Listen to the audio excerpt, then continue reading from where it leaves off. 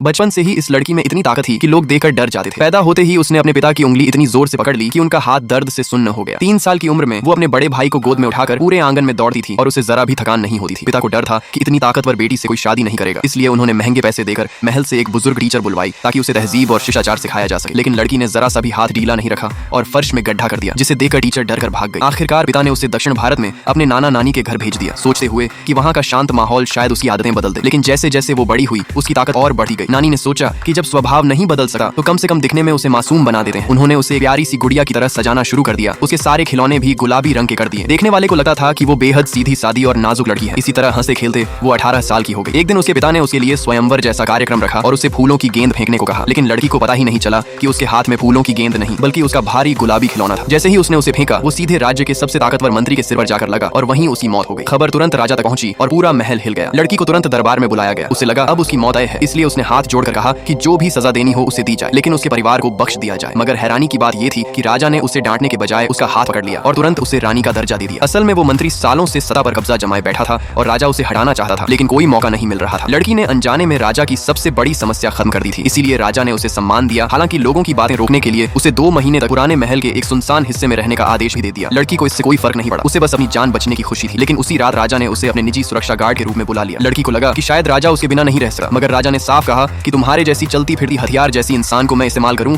या न करूं, लेकिन अपने पास जरूर रखना चाहता हूं। इसके बाद लड़की राजा की पर्सनल बॉडीगार्ड बन गई। 2 महीने में उसने राजा को 26 बार हमलों से बचाया। उसे भी हैरानी होती थी कि आखिर इतने लोग राजा के पीछे क्यों पड़े हैं। फिर एक दिन किसी ने मजाक में कहा कि अब जल्द ही लोग तुमसे भी नफरत करने लगेंगे। लड़की ने हंसते हुए कहा कि ऐसा कैसे हो सकता है, मेरी तो सबके साथ अच्छी बनती है। अगले दिन उसे पहली बार राजमाता से मिलने जाना था। जैसे ही वो पहुंची राजमाता ने उसे परेशान करने के लिए दरवाजे पर 2 घंटे तक खड़ा रहने की सजा दे दी। आसपास खड़ी बाकी रानियां और महिलाएं उसका मजाक उड़ाने लगी, लेकिन लड़की कोई कमजोर इंसान नहीं थी। उसने गुस्से में अपना पैर जमीन पर पटका और देखते ही देखते पूरी जमीन में बड़ी दरार पड़ गई। लाइक सब्सक्राइब कर देना, भगवान आपको बहुत खुशी देगा।